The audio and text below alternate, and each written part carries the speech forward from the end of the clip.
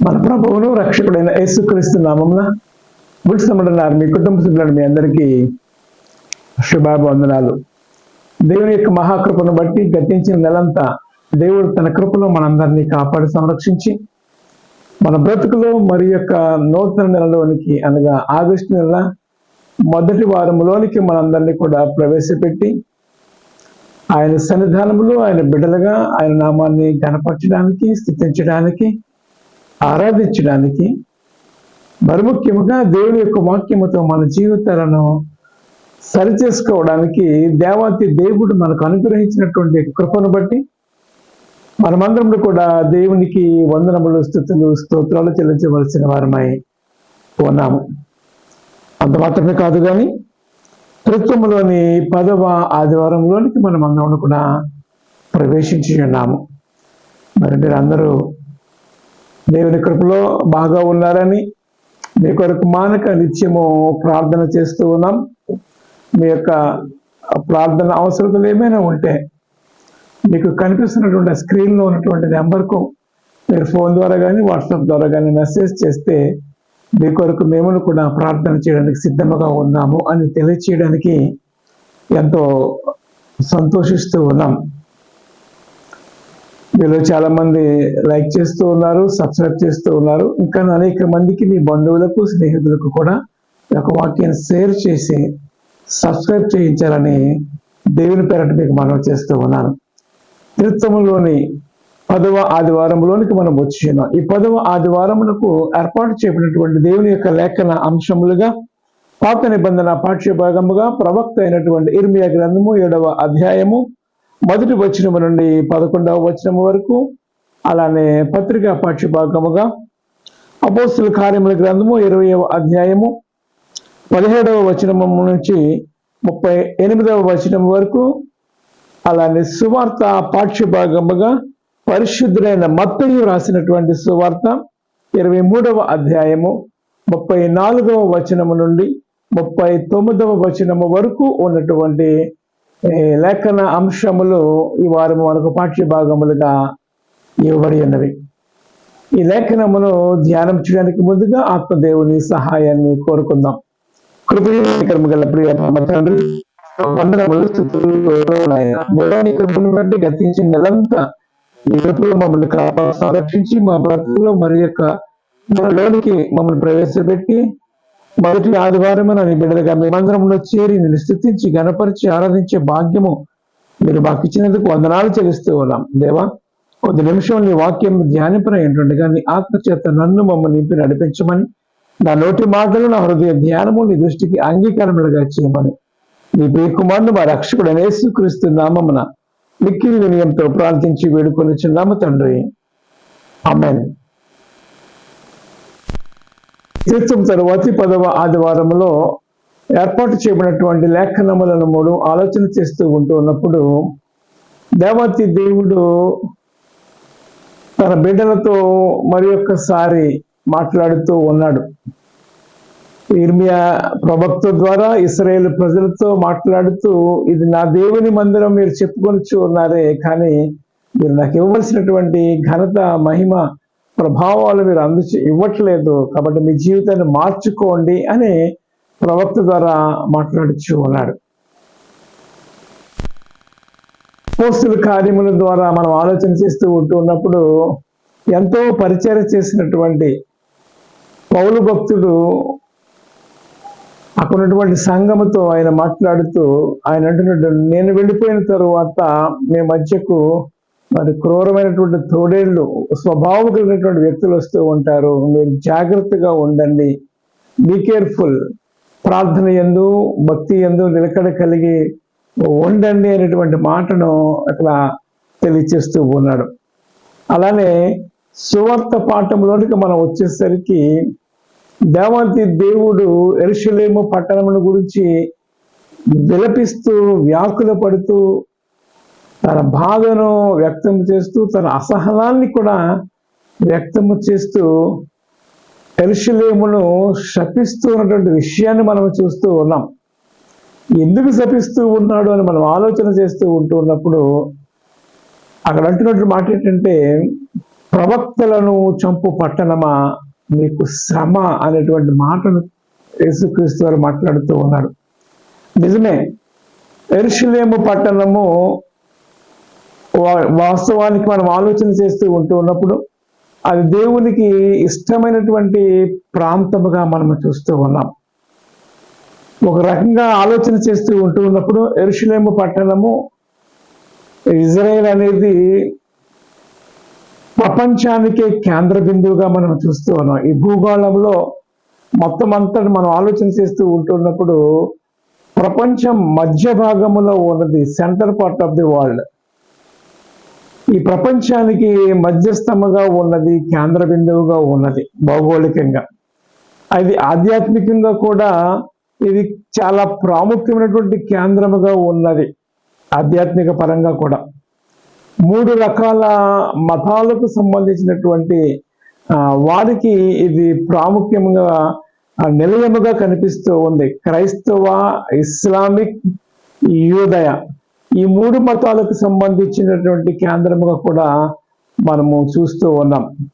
వాస్తవానికి RCM వారు Rome Pope సిటీని సెంట్రల్ పార్ట్గా చూసుకుంటారు, కానీ ప్రపంచ క్రైస్తవ్యానికి యెరూషలేము అనేది ప్రాముఖ్యమైనటువంటి పట్టణముగా మనం చూస్తూ ఉన్నాం.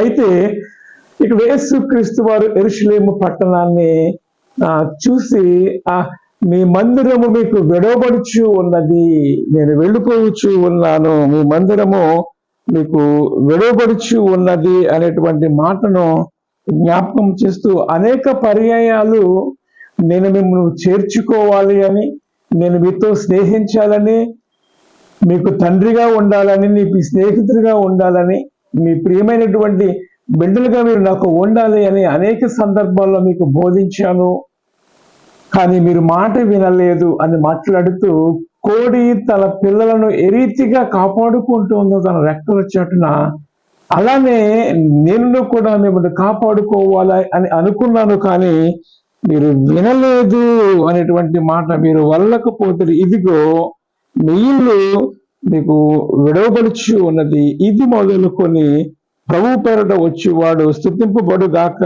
అని మీరు చెప్పు వరకు నన్ను చూడదని మీతో చెప్పుచూ ఉన్నాను అనే యేసుక్రీస్తు వారు యెరూషలేము పట్టణమును గురించి, యెరూషలేము అన్నటువంటి జనాంగము గురించి ఆయన మాట్లాడుతూ ఉన్నాడు. ఎందుకు ఇలా మాట్లాడుతూ ఉన్నాడు అంటే, యెరూషలేము ప్రవక్తలను చంపు పట్టణముగా మనం చూస్తూ ఉన్నాం. దాదాపు 6 పైగా ప్రవక్తలను యెరూషలేములో ఉన్నటువంటి వ్యక్తులు చంపేశారు. యెరూషలేము అంటే దేవునికి ఇష్టమైనటువంటి ప్రాంతము, ఇది నేను కోరుకున్న స్థలము అని ఆయన అంటున్నటువంటి స్థలము. అయితే ఆ స్థలాన్ని దేవుడు ఎందుకు శపించాడు అంటే, ఒక్కసారి మనము చరిత్రలోనికి వెళుతూ ఉంటున్నప్పుడు, నిర్గమాకాండ గ్రంథము నుంచి మనం ఆలోచన చేస్తూ ఉన్నప్పుడు,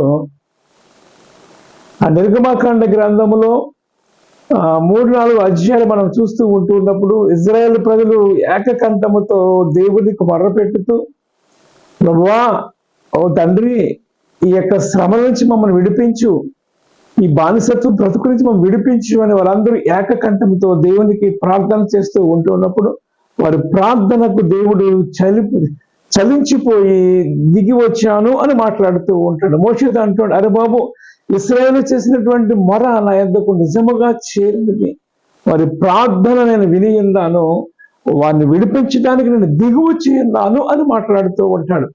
అబ్రహాము, ఇస్సాకు, యాకోబుల దేవుడు ఇశ్రాయేలు చేసినటువంటి ప్రార్థనకు ఆయన చెవి యొగ్గి ఆయన దిగి వచ్చాడు. వాగ్దానం చేసిన వాడు నమ్మదగిన వాడు కాబట్టి మీరు నాకు ప్రార్థన చేయవచ్చునేమి, మీరు నన్ను కొనుగొనడానికి ఇష్టపడుతూ ఉన్నప్పుడు నేను కనుపరుచుకుంటాను అని చెప్పినటువంటి దేవతి దేవుడు ఇశ్రాయేలు ప్రార్థన అంతా ఆలకించి మోషే నాయకత్వంలో ఆశ్చర్య కార్యములు, అద్భుతములు, స్వస్థతలు, సూచక్రియలు ఎన్నో చేసి సముద్రం 2 పాయలుగా చేయడం, ఆరిన నేలను ఇశ్రాయేలు ప్రజలు నడిపించడం, ఆకాశము నుండి మన్నాను కురిపించడం, ఆరిన నేలను ఇశ్రాయేలు ప్రజలు నడిపించడం, బండ నుండి నీళ్లు రప్పించడం, ఇవన్నీ చేశాడు.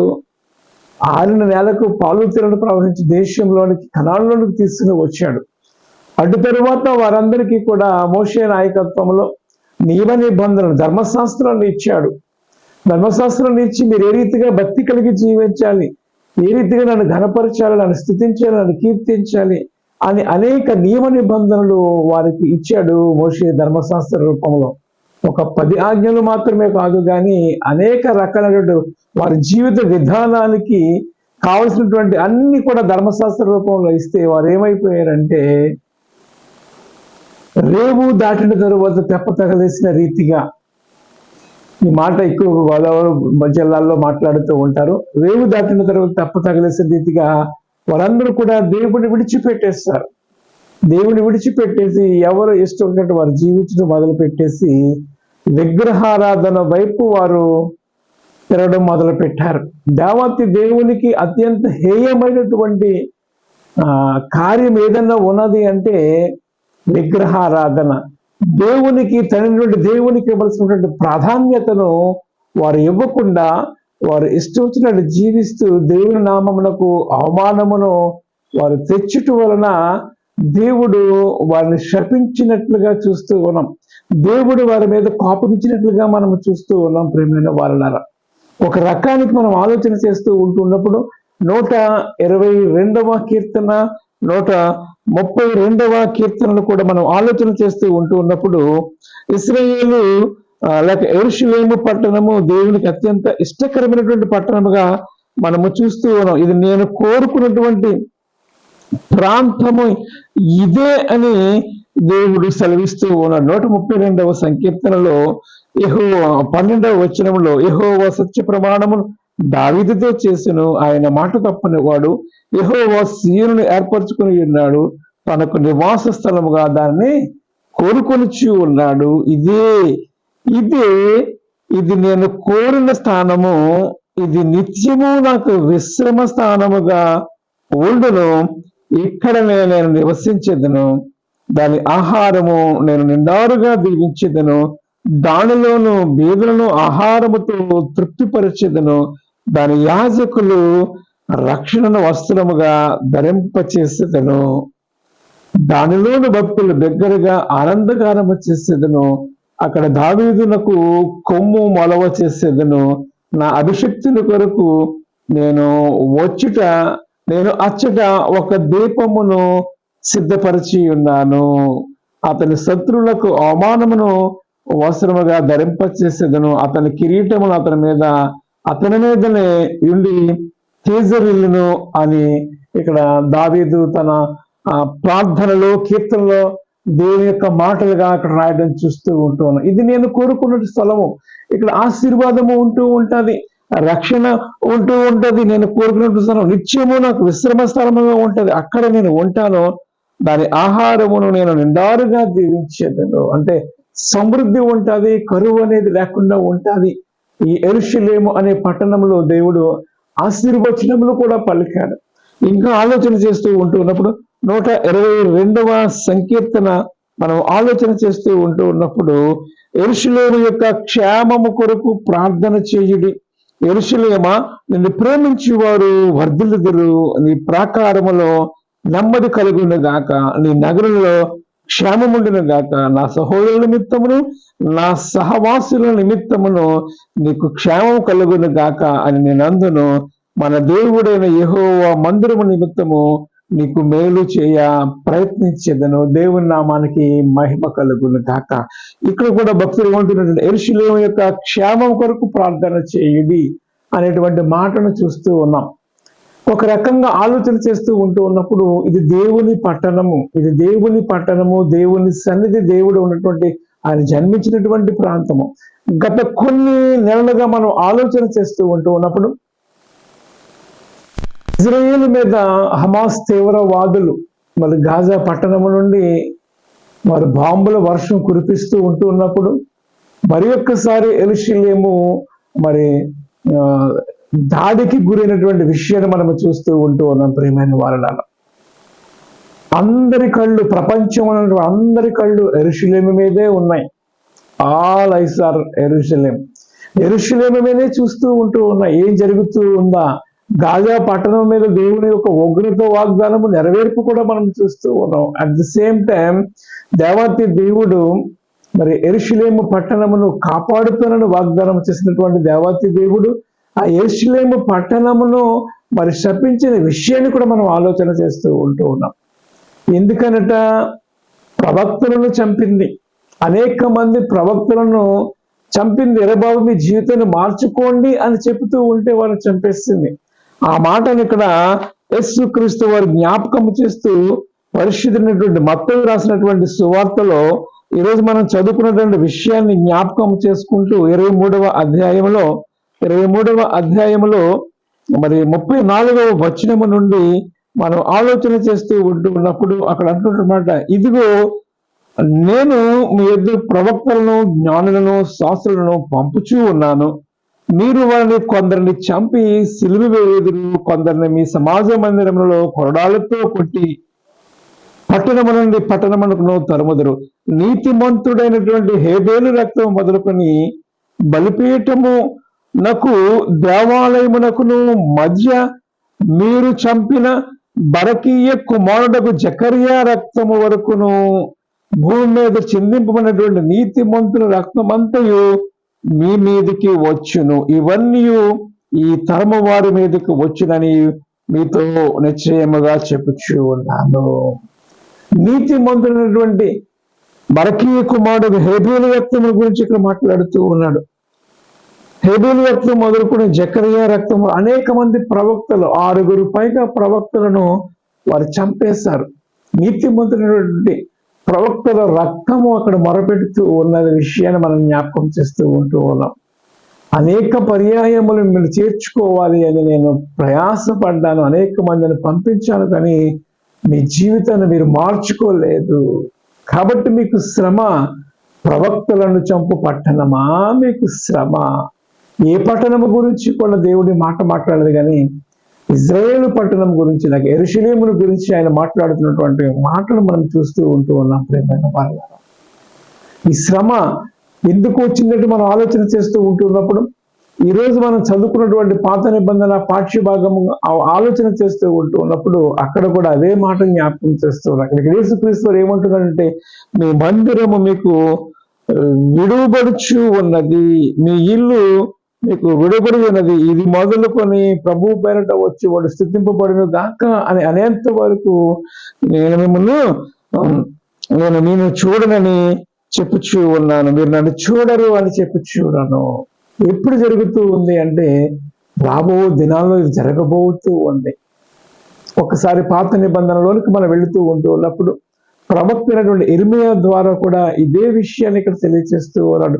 ఇది దేవుని మందిరము, ఇది దేవుని మందిరము అని మీరు చెప్పుకొనిచ్చు ఉన్నారే, కానీ మీరు ఏం చేస్తూ ఉన్నారు అనే విషయాన్ని ఇక్కడ జ్ఞాపకం చేస్తూ ఉన్నాడు. ఏమంటూ ఉన్నాడు? నీవు పోయి మందిర ద్వారం దగ్గర నిలబడి మాట అచ్చటినే ప్రకటింపం.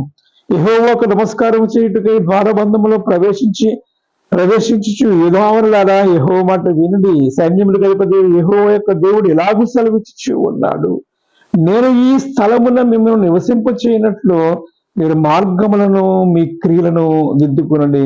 ఈ స్థలము యెహోవా ఆలయము, ఇది యెహోవా ఆలయము, ఈ స్థలము యెహోవా ఆలయం అని మీరు చెప్పుకొనిచ్చు ఉన్నారే, ఇది దేవుని మందిరము, దేవుని మందిరము మీరు చెప్పుకొనిచ్చు ఉన్నారే అని మాట్లాడుతూ ఈ మోసకరమైనటువంటి మాటలను ఆధారం చేసుకున్నట్టు, అలా గనక మీ మార్గములను మీ క్రియలను మీరు యథార్థముగా చక్కబరుచుకొని ప్రతి వాడును తమ పొరుగు వారి నీతి న్యాయములను జరిగించి ఉండాలి అనేటువంటి మాటలు మాట్లాడుతూ అబద్ధపు మాటలను మీరు నమ్ముకొని ఉన్నారు, మీకు అవి నిష్ప్రయోజనములు.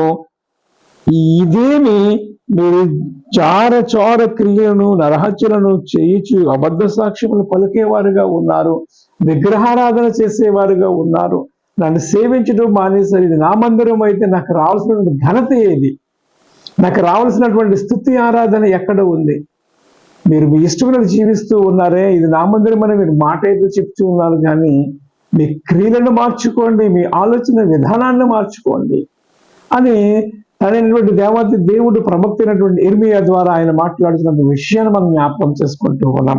ఏమంటారు? ఈ హేయ క్రియలన్నీ జరిగించుటకేనా మీరు విడుదల అందుతారు, ఈ పరికీయమైనటువంటి కార్యాలు చేయడానిక మీరు విడుదల పొందారు. మీకు నేను దిగవచ్చాను, సముద్రం 2 పాయలుగా చేశాను, కనాను దేశంలో మీరు ప్రవేశపెట్టింది మీ ఇష్టంలో మీరు జీవించడానికి ఆయన దేవుడు వాపోతూ ఉన్నాడు, తన బాధను వ్యక్తం చేస్తూ ఉన్నాడు. కడుపును పుట్టినటువంటి బిడ్డలు మనం ఏమనుకుంటూ అంటే చక్కగా ఎదగాలి, ఫలించాలి, అభివృద్ధి చెందాలి అని అనుకుంటూ ఉన్నప్పుడు వారు మొదట్లో మన మాట విని తర్వాత వారు దూరం అయిపోతూ వారి ఇష్టం చెడిపోతూ ఉంటూ ఉన్నప్పుడు, ఒక రకంగా ఆలోచన చేస్తూ ఉంటూ ఉన్నప్పుడు తప్పిపోయినటువంటి కుమారుడి జీవితాల వల్లే వారు అయిపోతూ ఉన్నారు, దూరం అయిపోతూ ఉన్నారు. కానీ దేవుడు నేను కనుగొన్నాను, మిమ్మల్ని నేనే కనుగొన్నాను అని మాట్లాడుతూ ఉండడం. నాదని చాటబడినటువంటి ఈ మందిరము మీ దృష్టికి దొంగల గుహ అయినదా? ఆలోచన చేయండి. నేనే ఈ సంగతిని కనుగొన్నాను. దొంగలుగా మార్చేశారు. యేసుక్రీస్తు వారు కూడా అదే మాటను ఆలయములో, దేవాలయములో జరగవలసినటువంటి ఆరాధనకు బదులుగా వ్యాపార స్థలంగా మారిపోయినప్పుడు తన కోపాన్ని వ్యక్తం చేసాడు. అవన్నీ కూడా విసిరి పాడేసినట్లుగా మనము చూస్తూ ఉన్నాం. దేవుని సన్నిధిని మనము అశ్రద్ధ చేయకూడదు. దేవుని సన్నిధిని, దేవుని మందిరమును మనం దాని పరిశుద్ధతను, పవిత్రతను కాపాడేవారిగా ఉండాలి. ఇది నా మందిరము, నా మందిరం అని మీరు చెప్పుకుంటున్నారే, కానీ మీరు అలా చేయట్లేదే, మీరు నాకు రావాల్సినటువంటి ఘనత కానీ ఏమీ లేదే. కాబట్టి నేను మీతో ఉండాలి అంటే మీ క్రియలను సరిచేసుకోండి, మీ క్రియలను సరిచేసుకోండి అని మాట్లాడుతూ ఉన్నాడు. శపించేశాడు ప్రియమైన వాళ్ళ. ఇంకొంచెం ఆలోచన చేస్తూ ఉంటూ ఉన్నప్పుడు, కొంచెం ముందుకు వెళుతూ ఉంటూ ఉన్నప్పుడు, యెహెజ్కేలు గ్రంథములో మనం ఆలోచన చేస్తూ ఉంటూ ఉన్నప్పుడు అక్కడ కూడా యెరూషలేమును ఏ రీతిగా శపించాడో ఆలోచన చేయవలసిన అవసరత ఉన్నది. అంటే దేవాతి దేవుడు, తండ్రి దేవుడు ఆ ఏ మాట అయితే పలుకాడో ఆ నెరవేర్పును మనం చూస్తూ ఉన్నాం. యెరూషలేము ఆశీర్వదించబడిన పట్టణముగా చూస్తూ ఉన్నాం. అట్ ది సేమ్ టైం అనేక మంది యెరూషలేము పట్టణం మీదకు దండయాత్ర చేసిన కూడా మనం చూస్తూ ఉన్నాం. అది స్వాతంత్ర దేశముగా 1948 మే 14లో అది ఫామ్ అయినప్పటి నుంచి, అది ప్రత్యేకింపడినటువంటి దేశముగా గుర్తించబడినప్పటి నుంచి కూడా అనేక పర్యాయములు చుట్టూ ఉన్నటువంటి ఆ రాజులు అందరూ కూడా దండయాత్ర చేయడం, యుద్ధాలు చేయడం, ఇరాన్, ఇరాక్, టర్కీ ఇవన్నీ కూడా దండయాత్ర చేయడం మనం చూస్తూ, ఎందుకు అంటే ఇది దేవుని యొక్క ఉగ్రత కూడా మనం చూస్తూ ఉంటూ ఉన్నాం. ఎందుకని? ప్రవక్తలను చంపు పట్టణమా, మీకు శ్రమ, మీ ఇల్లు మీకు విడబడుచు ఉన్నది. కాబట్టి ఇది దేవుని యొక్క శపితమైనటువంటి మాటలు మనం ఆలోచన చేస్తూ ఉంటూ ఉన్నాం. యెహెజ్కేలు గ్రంథము 5వ అధ్యాయంలోనికి మనం వెళుతూ ఉంటూ ఉన్నప్పుడు, యెహెజ్కేలు గ్రంథం 5వ అధ్యాయంలో 4వ వచనం నుంచి మనం ఆలోచన చేస్తూ ఉంటున్నప్పుడు యెరూషలేమును గురించి తండ్రి దేవాతి దేవుడు పలికినటువంటి మాటలను చూస్తూ ఉన్నాం. యెరూషలేమే కదా, అన్ని జనుల మధ్య నేను దానిని ఉంచి తిని, దాని చుట్టూ రాజ్యములు ఉన్నవి. అయితే వారు నా విధులను తృణీకరించి నా కట్టడలను అనుసరింపగా దుర్మార్గతను అనుసరించు నా విధులను కట్టడలను త్రోసివేస్తూ ఉన్నట్లుగా అన్ని జనుల దేశస్తులందరికంటేను ఏమంటున్నా మరి అధికముగా దుర్మార్గులు అవుతుంది. నేను మిమ్మల్ని ఒక పరిశుద్ధమైనటువంటి జనాంగముగా చూడాలి అని మిమ్మల్ని విడిపించి మిమ్మల్ని కాపాడు పోషిస్తూ ఉంటూ ఉన్నప్పుడు మీరేం చేస్తారంటే మీ చుట్టూ అన్య జాతుల కంటే, అన్ని జనాంగము కంటే వారికంటే పనికిమాలిన వారైపోయారు అని యెరూషలేమును గురించి, యెరూషలేమునటువంటి యూద జనాంగమును గురించి, అక్కడ ఉన్నటువంటి ఆ వ్యక్తుల గురించి దేవుడు మాట్లాడుతున్నటువంటి విషయాన్ని ఆలోచన చేయవలసినటువంటి అవసరత ఉన్నది. ఇలా ఆలోచన చేస్తూ ఉంటూ ఉన్నప్పుడు చాలా భయంకరమైనటువంటి విషయాలకు జ్ఞాపకం చేస్తూ ఉన్నాను. నా కట్టును అనుసరింపక నా విధులను గైకొనక ఉండిన వారై ఏమంటున్నారు, మీ చుట్టూ ఉన్నటువంటి అన్యులందరికంటే కలిగినటువంటి విధములైనటువంటి అనుసరింపగా మీరు మీ చుట్టూ ఉన్నటువంటి దేశస్తులందరికంటే మంచి మరి అధికముగా కఠిన హృదయాలు అయిపోయాయి. మీ హృదయాన్ని కఠినపరిచేసుకున్నారు. నన్ను గణపాచడం మానేసి నాకు దూరం అయిపోయారు అనేటువంటి మాటను ఇక్కడ దేవత దేవుడు జ్ఞాపకం చేస్తూ ఆయన ఏమంటున్నాడంటే, నేను నీ హేయ కృత్యములను బట్టి పూర్వమందు నేను చేయని కార్యములను ఇక మీదట నేను చేయబోని కొనని కార్యములను నీ మధ్య జరిగింతును. కావున మీ మధ్య తల్లిదండ్రులు తమ కుమారులను భక్షింతురు, కుమారులు తమ తల్లిదండ్రులను భక్షింతురు. ఈ ప్రకారము నేను నీకు శిక్ష విధించి నీలో శేషించిన వారందరినీ నలుదిశలకు చెదరగొట్టేదను. ఈ పాయింట్ మనం జ్ఞాపకం చేసుకోవాలి. మీలో శేషించిన వారందరినీ నలుదిశలకు నేను వెళ్ళగొట్టేదను అనేటువంటి మాటను జ్ఞాపకం చేసుకుంటూ, నీ హేయ దేవతలన్నింటినీ పూజించినటువంటి, నీవు చేసినటువంటి హేయమైన క్రియలన్నింటి చేత నా పరిశుద్ధ స్థలమును అపవిత్ర పరిస్థితులకి కనుక కరుణా దృష్టి అయినను జాలి అయినను లేక నేను నిన్ను క్షీణింపచేసేదని నా జీవంతోడు ప్రమాణం చేయొచ్చు ఉన్నాను. కరుణా దృష్టి లేకుండా చేసేస్తానని మాట్లాడుతూ ఉన్నాను. నిజమే, అనేక మంది శత్రువులు, దాదాపు 40 పర్యాయములు పైగా యుద్ధాలు జరిగినటువంటి దేశం ఏదైనా ఉన్నది అంటే అది కేవలం ఇజ్రాయెల్ దేశమే. ఎందుకు అంటే దేవుని యొక్క శపితమైనటువంటి ప్రాంతముగా చూస్తూ ఉన్నాం, విగ్రహారాధనతో నిండిపోయినటువంటి ప్రాంతముగా చూస్తూ ఉన్నాం. అక్కడ అంటూ ఉన్నాడు, మీలో శేషించినటువంటి వారందరినీ కూడా నలుదిశలకు, ప్రపంచంలో నలుదిశలకు పంపించి వేస్తాను అని మాట్లాడుతూ ఉన్నాడు. అయితే యేసుక్రీస్తు వారు అంటున్నటువంటి మాట ఏంటంటే, ప్రభు పేట వచ్చి వాడు స్తుతింపబడును గాక అని మీరు పలికేంత వరకు మీరు నన్ను చూడరు అనేటువంటి మాటను చూస్తూ ఉన్నాం. ఎప్పుడు జరగబోతూ ఉంది అంటే ఈ రెండవ రాకడకు ముందుగా జరగబోతూ ఉన్నది. అంత్య దినములలో ఇది జరగబోతూ ఉన్నది. ఇప్పుడిప్పుడే వారు తెలుసుకుంటూ ఉన్నారు యేసుక్రీస్తే మెస్సియా అని. అనేక మంది తెలుసుకుంటూ ఉన్నారు. తిరిగి మళ్ళా ఆయా జాతులన్నీ కూడా సమకూర్చబడి ప్రవక్త అయినటువంటి యెషయా ప్రవచించిన రీతిగా వారందరూ కూడా మరలా సమకూర్చబడిపోతూ ఉన్నారు. యెరూషలేము వరకు వారు తిరిగి ప్రయాణం చేయబోతూ ఉన్నారు. ఇవన్నీ కూడా జరగబోతూ ఉన్నవి. రెండవ రాకడ కూడా సమీపముగా ఉన్నది. వీరందరూ ఎప్పుడైతే యెరూషలేము పట్టణంలోకి వచ్చి వేస్తూ ఉంటారో దేవుని యొక్క రెండవ రాకడ కూడా రావడానికి అవకాశము ఉన్నది. అత్యంత శీఘ్రముగా అది జరగబోవచ్చు ఉన్నది. ఎందుకు అని అంటే వీరందరూ అక్కడ 3వ మందిరం కట్టడానికి అంతా సిద్ధముగా ఉన్నది.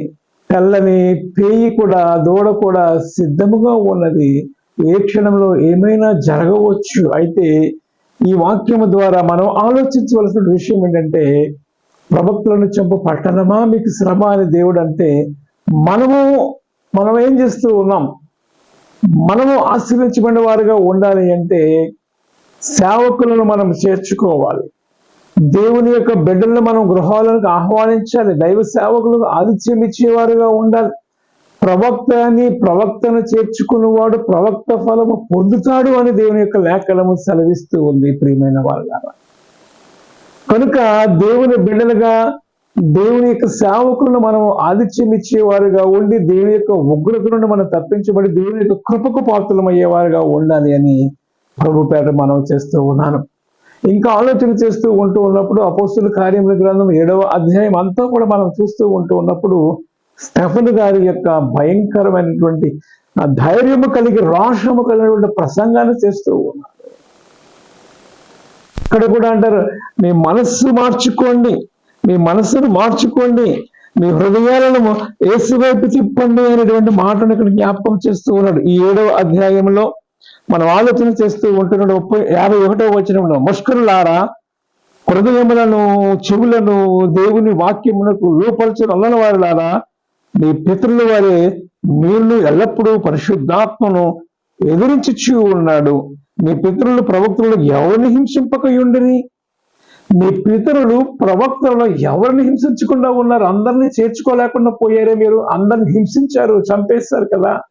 మీరు మార్చుకోండి, దేవుని యొక్క ఉగ్రత ఇంకా మీ మీదకి వచ్చేస్తూ ఉందే అని మాట్లాడుతూ ఉన్నారు. యేసుక్రీస్తుని సిలువ వేస్తూ ఉన్నప్పుడు నీతిమంతుల మీద నాకు ఏ శిక్ష వీళ్ళని ఆశపట్టలేదండి, చంపేయండి అని అక్కడ ఉన్నటువంటి ప్రజలందరూ అన్నారు. బరబ్బాను విడిపించమని చెప్పినప్పుడు అయితే నీతిమంతుల రక్తంలో గురించి నేను నిరపరాధనని అక్కడ ఉంటున్నాను. ఆ పిలాతు అంటూ ఉన్నప్పుడు మేము చూసుకుంటాం, ఆ నీతిమంతుల రక్తం మా మీద వేసేయండి అని చెప్పేశారు. ఆ శిక్షను వారు కొని తెచ్చుకున్నట్లుగా మనం చూస్తూ ఉన్నాం. ప్రేమ వాళ్ళు తన దేవుని బిడ్డలుగా మరి పౌలు సువార్తను ప్రకటిస్తూ అనేక మందిని మార్చినటువంటి విషయాన్ని జ్ఞాపకం చేస్తూ అపోస్తుల కార్యములు అంతా కూడా పేతురు, యోహాను, యాకోబులు ఆ శాస్త్రుల మధ్య, పరిసయ్యుల మధ్య వాక్య పరిచయం చేసి, అరే బాబు మీరు చంపినటువంటి ఈయన మెస్సయ్య, యేసుక్రీస్తుని దేవుడు లేపి ఉన్నాడు, మేము సాక్షులము, మేము చూసి ఉన్నాము, మీరు ఆయన నమ్ముకునండి, ఆయన రాబోతూ ఉన్నాడు అని వారు ప్రకటన చేశారు. అనేక మందిని చంపారు కూడా, అసాక్షులుగా అయిపోయిన విషయాలు మనం చూస్తూ ఉన్నాం. పేతురు చనిపోయాడు, పౌలు చనిపోయాడు, స్తెఫను చనిపోయాడు, అనేక మంది చనిపోయారు క్రీస్తు కొరకు. ప్రవక్తలను చంపు పట్టణమా నీకు శ్రమ.